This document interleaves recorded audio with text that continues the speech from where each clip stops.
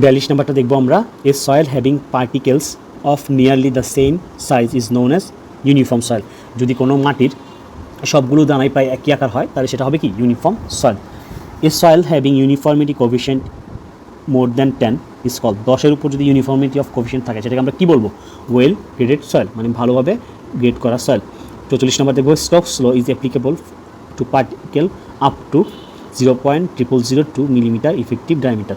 এই সাইজের উপরের যে পার্টিকেলগুলো আছে সেটার জন্য স্টোকস ল কাজ করে, অন্যগুলোর ক্ষেত্রে কাজ করে না। 45 নম্বর দেখবো, the uniformity coefficient the unconfined compressive strength of a very soft clay is 10 to 25 kilonewton per metre square. মুখস্থ রাখতে হবে সফটের ক্ষেত্রে কত। পরে 46 নম্বরটায় আমরা দেখবো, the unified unconfined compressive strength of a hard clay. Hard ক্লের ক্ষেত্রে কত হবে? 400-র উপর হবে। নর্মালি হচ্ছে যে ভেরি সফট ক্লে হলে হবে কি 10 থেকে 25 কিলোমিটার পার মিটার স্কোয়ার, আর যদি একদম হার্ড ক্লে খুবই শক্ত হয় তাহলে হবে কি 400 কিলোমিটার পার মিটার স্কোয়ার উপরে হবে। The sensitivity of normal clay is about 2 to 4, মুখস্থ রাখতে হবে। The maximum water content of saturated soil at which a reduction in its moisture does not cause a decrease of volume of soil is called shrinking limit. shrinking limit এর সংজ্ঞা হচ্ছে এটা। 49 নম্বর দেখবো, when water content in a soil is reduced beyond the shrinkage limit the soil will be a solid state. খুব বেশি শুকনো থাকলে এটা কী হবে? সলিড স্টেটে চলে আসবে।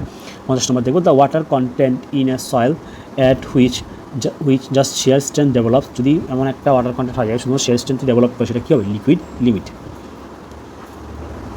51 নম্বর দেখবো, the consistency index is given by, বিভিন্ন ধরনের প্লাস্টিক লিমিট লিকুইড লিমিট দেওয়া আছে, সূত্রটা কী হবে? WL - W/IP, একদম মুখস্থ। The liquidity index in percentage is given by হবে W - WP/IP, মুখস্থ। 53 নম্বর দেখবো, when the consistency index is 0, ঘনত্ব যদি একদমই শূন্য এটা হয় তখন কী হবে? The soil is liquid limit, তার মানে হচ্ছে সয়েলটা পানির মতো হয়ে গেছে, লিকুইড লিমিটে চলে আসছে, কারণ সেটা একদমই তার ঘনত্ব নাই বলতে গেলে।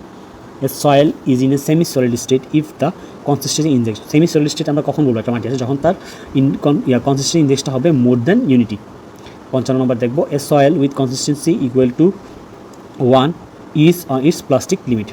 56 নম্বর দেখবো, the liquid limit exists in clays। Liquid লিমিটটা কোথায় থাকে? এই ক্লেতে থাকে।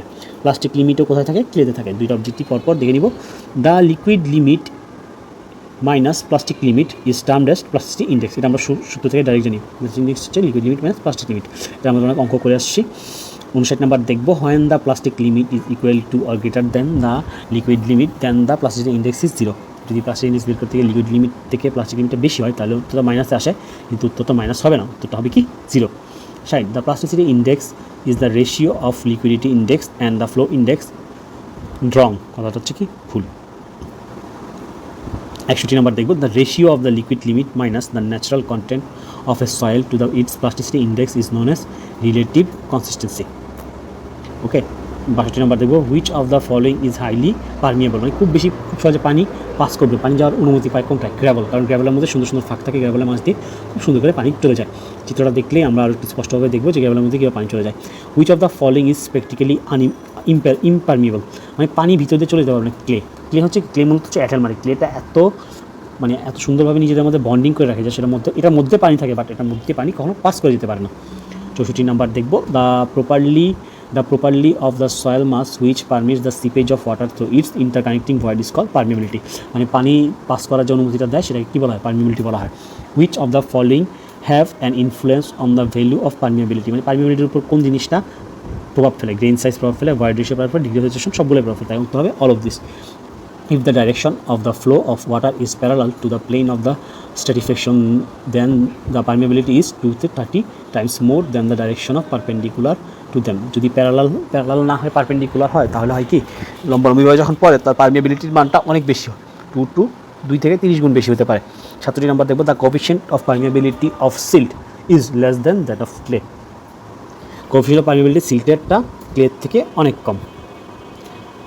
68 নম্বর দেখব, the pressure extracted by the water on the soil through which it percolates is called seepage pressure, সংজ্ঞার মতো।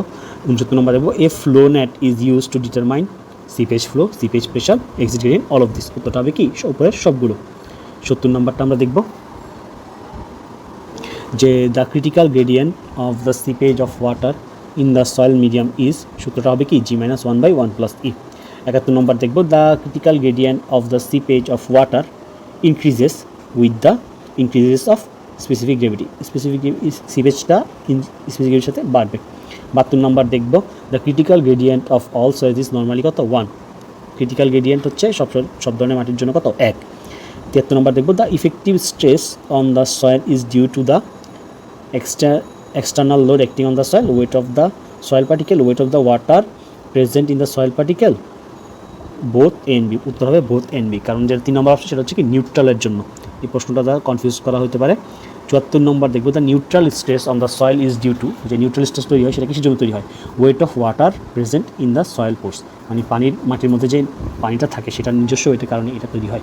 75 নম্বর দেখবো, the removal of neutral pressure increases the effective pressure, মানে আমরা যে নিউট্রাল প্রেশারটাকে রিমুভ করি তাহলে কী হবে, এই ইফেক্টিভ প্রেশারটা বেড়ে যাবে। In case of coarse grain sand having high permeability and low plasticity 95% of consolidation occurs within 1 minute, যদি এরকম হয় কন্ডিশনটা এরকম হয় যে হাই পারমিয়াবিলিটি লো প্লাসিটি আছে, 1 মিনিটের মধ্যেই কনসোলেশন হয়ে যাবে। 7 নম্বর দেখবো, the coefficient of compressibility decreases with the increases in pressure. জিনিস হচ্ছে কি, যখন চাপ বেড়ে গেলে কি ঘনত্ব বেড়ে যায়, ঘনত্ব বেড়ে গেলে কি সহজে আর কম্প্রেস হয় না।